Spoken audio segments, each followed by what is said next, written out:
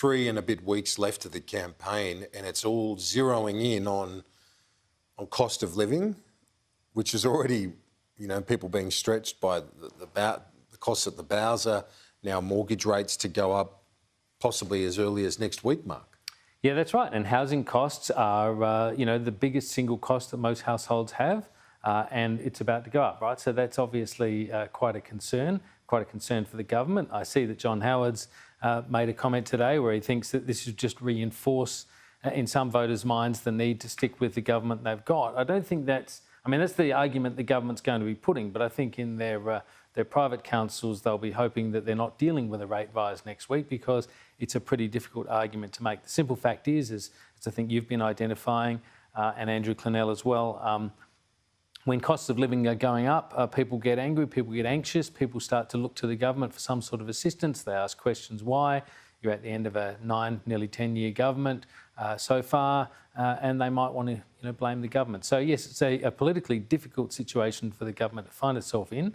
And I think Chalmers had a pretty good line, I think, this morning when he was saying that the government's pretty keen, pretty quick to take credit for the economic good side of the story, but when when the economic news is bad, it tends to be international forces. So we'll see if that line cuts through. Well, that's the key question, isn't it? Do people gravitate towards the coalition, whose traditional strength has been economic management, or are they annoyed by the added costs that they're facing and have that protest? And it's really fascinating, that question, because we don't know. Well, we don't know, and we don't know the extent to which that is even true. I mean, it just gets repeated all the time that this is their favoured battleground, the two battlegrounds supposedly most favourable to the coalition: national security and economic management. Well, there are difficulties for the government in both of these spheres at the moment, as we know, in terms of the Solomon Islands and the like. So it's going to be fascinating to see the extent to which they are able to leverage this issue, or whether it just turns up as people saying, well, we don't think the government's done a good job and they want to boot it out. One of the things Anthony Albanese faces is he's got to get out of COVID isolation tomorrow, and then he's got his launch on Sunday. It's about reassuring people, isn't it, that he's up to it, particularly after the stumbles to begin the campaign.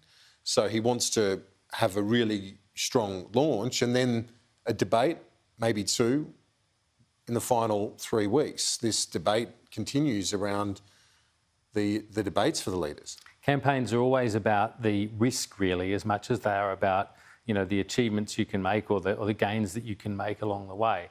And I don't think Labor can afford to make any more gaffes. It's had it's had a rocky start, I think, to the campaign. Obviously, Anthony Albanese did personally, and then interrupted really by this COVID thing. So that's been a fascinating dynamic in itself. We've seen some other people coming to the fore. It doesn't appear to have harmed Labor's position, but you're right. I mean, he's got to get through now the launch, which presumably will be a very stage-managed thing, and you'd imagine be all very positive. But then those debates. Scott Morrison's obviously known to be quite a good campaigner and is looking to make up ground, so he'll be pretty punchy, one imagines. It's going to be an interesting, I think, high-tempo close to this campaign. 3 and a bit weeks. Mark Kenny from the ANU, thanks as always.